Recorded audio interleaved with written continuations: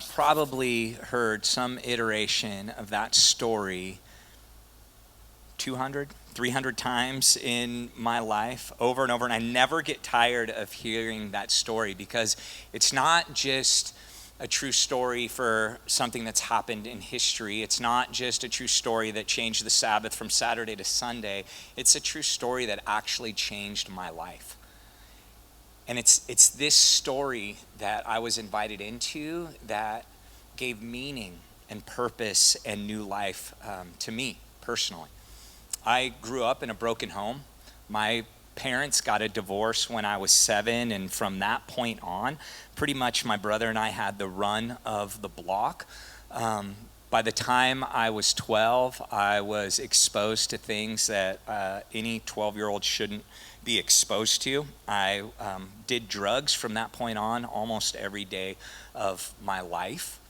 By the time I was 15, I was selling drugs and living on my own, slinging hardcore like a criminal. I know, don't look like it, but that was my life. And throughout that time, I had been exposed to the good news of Jesus Christ. I went to youth group mainly because of a girl I was crushing on at that time. And I actually liked it. I went there and felt a sense of belonging and felt a sense of being accepted, but I never really found my place in that story. And by the time I got to college and started getting exposed to all different types of philosophies and all different ways of thinking and lifestyle, I abandoned that true story altogether. And by my sophomore year in college, I was addicted to meth. And so much so that I burnt every bridge, relational bridge that I had at that time. My own family wouldn't talk to me. My best friends wouldn't talk to me. My landlords definitely didn't talk to me because I owed them a wad of cash at that time. And I found myself homeless, without a place to go, living out of my car on the streets of San Francisco. It was the bottom of the pit. And in fact, that's where my story with Arizona really comes into play, is because the only person that would talk to me at that time was my brother, who lived in Avondale. And he said, hey, if you can make it here, I'll take you in. And so I did whatever I could to get enough money to pay for gas to be able to drive out here to Arizona. I sold CDs, I sold drugs, I sold all kinds of things to get here. And I show up, and it was a season of relief for me for a moment. And I kind of got my act together, still lived a lifestyle of drugs, but I had it under control enough where I was able to convince my wife Tara to date me, and she did. And then I finally had it under control enough where I convinced her to marry me, and she did. But things didn't get better. It just got worse and worse and worse, and our marriage was hanging by a thread. My life was hanging by a thread, and one day I went out, and I had some friends in town, and I went on a 3-day Coke binge where, out of my mind, don't even really know what that 3 days was like. And somehow, some way, I woke up or passed out on my bathroom floor, and I woke up to what was, in that moment for me, the voice of God.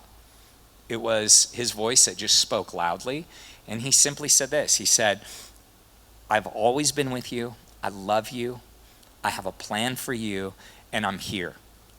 And I got up off of that bathroom floor, and I went into my bedroom where my wife was sleeping at the time, and neither of us were following Jesus at all. And I said, we have to go to church.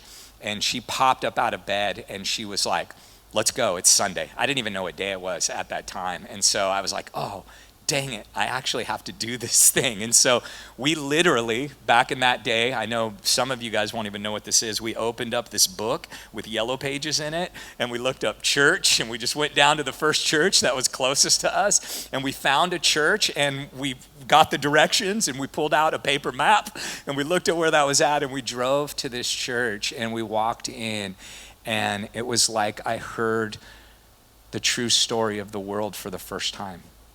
We went back the next Sunday, and both Tara and I got on our knees and we confessed our need for Jesus. And he saved us in that moment.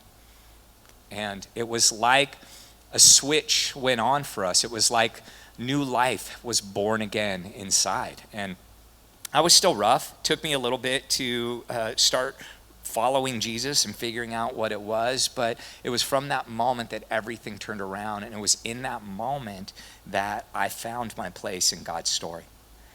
And he used that. And over the last 20 years now that has been, God has used us over and over and over again, and that story gets more beautiful and more real than it ever has. And so we here at Missio Dei, we believe that this is the true story of the world.